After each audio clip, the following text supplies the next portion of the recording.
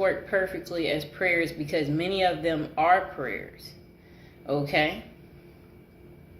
So we have a list of Psalms that David used for different situations. So let's see.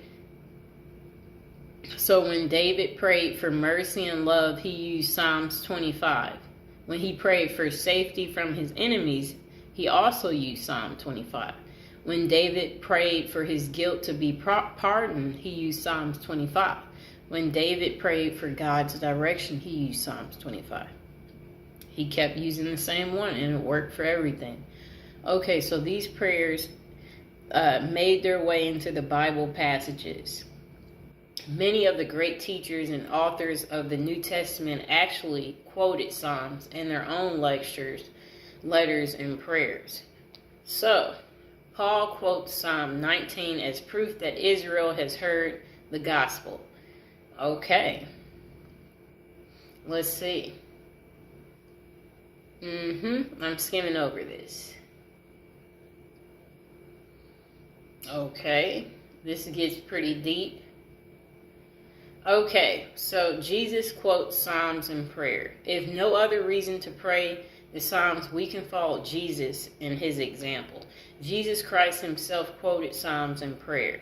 He quoted many scriptures throughout the New Testament as he preached and served in God's name. Okay.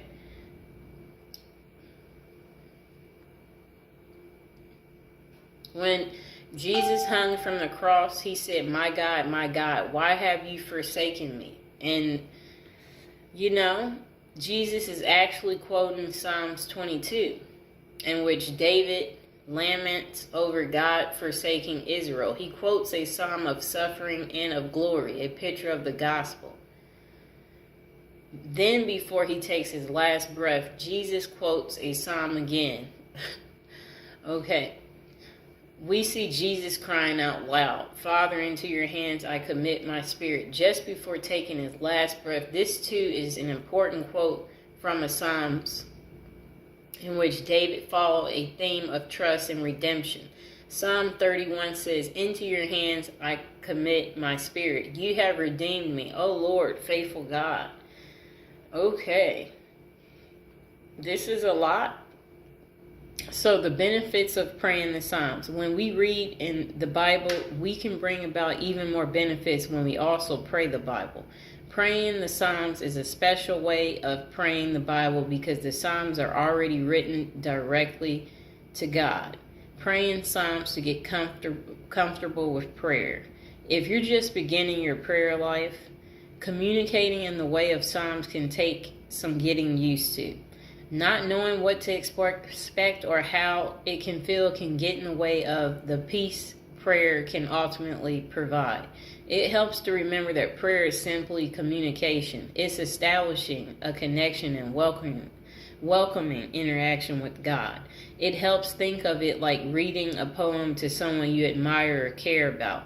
It may not match the way you converse with them over lunch, but it is to communicate your adoration and appreciation. Through prayer, God ensures us the opportunity to tell him concerns, worries, requests, or praises, and anything else on our minds. The Psalms helps us. So, when things are hard, we're unsure how to pray, we can look to the Psalms for words that resonate with our current experiences. Using the Psalms to pray also gives us an opportunity to grow in knowledge of God through his word. So praying Psalms helps us express our pain. Okay?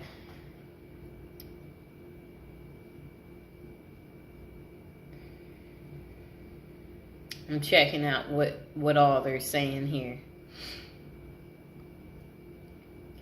So when prayer is painful, using God's words can offer us comfort and peace. When prayer is intimidating, looking to real humans from the Bible can make us feel less alone. That sounds good. Praying Psalms helps us make sense of our thoughts and feelings. When life is confusing, prayer can also be confusing. But when we don't know how to put our words and emotions together in prayer, We can look to Scripture. When David is angry and anguished and grieved, his Psalms still reflect the goodness of God.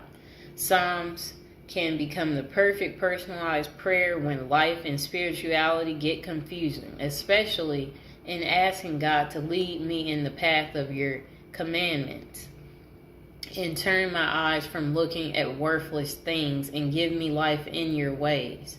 Praying through Scripture in general can help us through confusing times. In fact, there are great examples of our biblical heroes quoting Old Testament scriptures in prayer. You can use actual prayers from the Bible as a template for your own prayers. Praying Psalms can help us feel closer to God. Okay? One of the biggest reasons we might struggle with prayer is because we don't feel like we know who it is we're praying to. We can't see God or hear His voice in ways when we talk to other humans. God can feel very far away at times. And, prayer is the way to move closer to Him. Getting into the Psalms helps even more because it's one big collection of stories, songs, and poems that depict a relationship. The Psalms tell the story of the relationship between God and Israel. Okay? Skimming over. So how to start praying the Psalms. All you need is a Bible or the internet. You can do a simple search for a topic that relates to your current situation, or you can randomly choose a psalm to begin with. You don't have to do everything in the list here, and you may come up with some ideas of your own as you get to know the Psalms a little better. But here are some tips for getting started.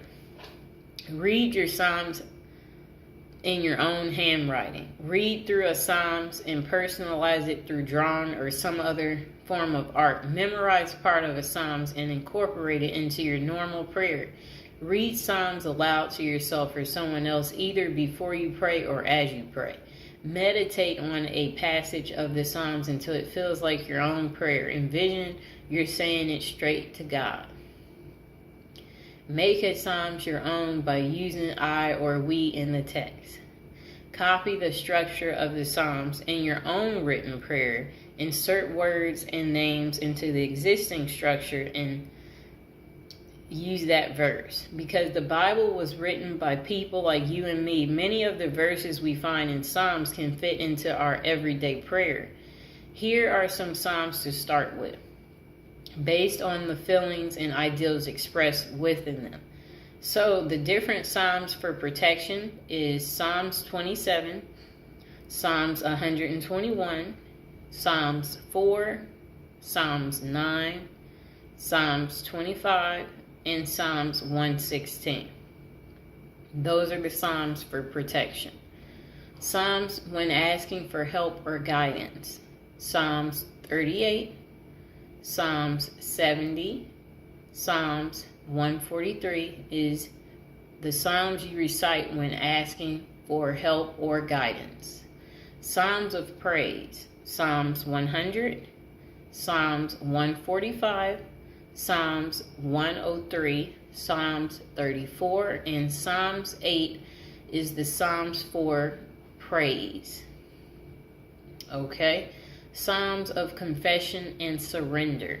Psalms 38, Psalms 130, Psalms 51, and Psalms 32. Whether you're just beginning your prayer journey or whether you already pray several times a day, praying through the Psalms can enrich your prayer life in ways you might not expect. Some of the most beautiful poetry of the Bible can guide us into new experiences with the God who created us and loves us dearly. Start praying through Psalms today. It's a great way to accompany your own online Bible study. So I hope you now know how to use the Psalms to pray. And here we go right here. This book is called Success Empowered Through Psalms. Here's the back of it. Let me show you the table of contents. And as you open it, right here, it shows you a prayer for protection. And it also has an index for telling you what Psalms to use for different situations in your life. Look at that. It might be a little blurry. So I'll just give an example. If you're wanting to improve your business, that would be Psalms 8. Come here, Mr. Fox. Okay, so if you're wanting to make more friends, that's Psalms 133. If you want to have a pleasant day, that's Psalms 3. If you want to be a winner, that's Psalms 127. If you want to ask for guidance, that's Psalms 28. Now, if you want revenge, that's Psalms 54. If you want to forget a past love, that's Psalms 57. If you want to have a peaceful home, that's Psalms 128. If you want to make a husband love his wife, that's Psalms 46. If you want to lose some weight, that's Psalms 126. Okay. If you want to change your luck, that's Psalms 62. If you want to gain good luck, that's Psalms 4. And if you want to become pregnant, that's Psalms 103 and Psalms 98. Psalms to become popular, Psalms 32. If you're needing justice, that's Psalms 99. To overcome difficulty, that's Psalms 43. To overcome depression, that's Psalms 141.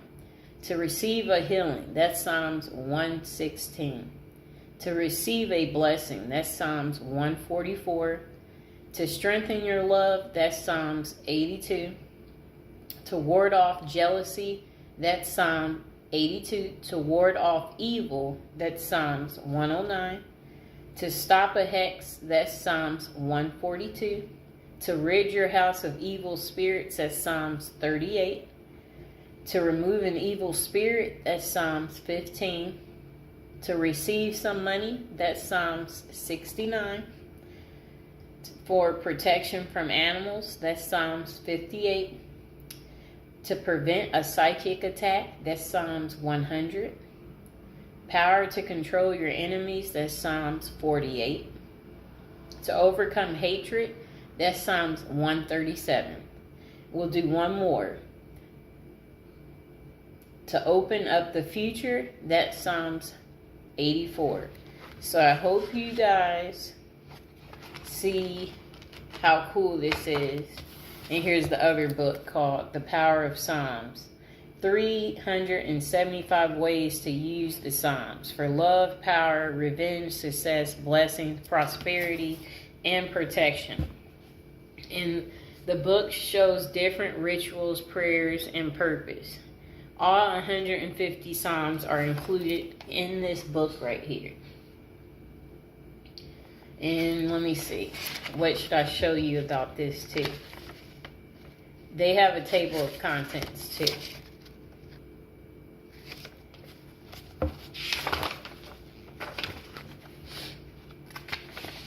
Okay, so their table of contents are similar where it'll give you example, like list all the Psalms for if you need protection or, you know, to better your health. It has like the Psalms listed to attract love, for gratitude, the answer to your prayers. If you've lost faith, it tells you what Psalms for that. Yep, it has all that in here. Whoops. And notice I have this stuff highlighted because you can do that too.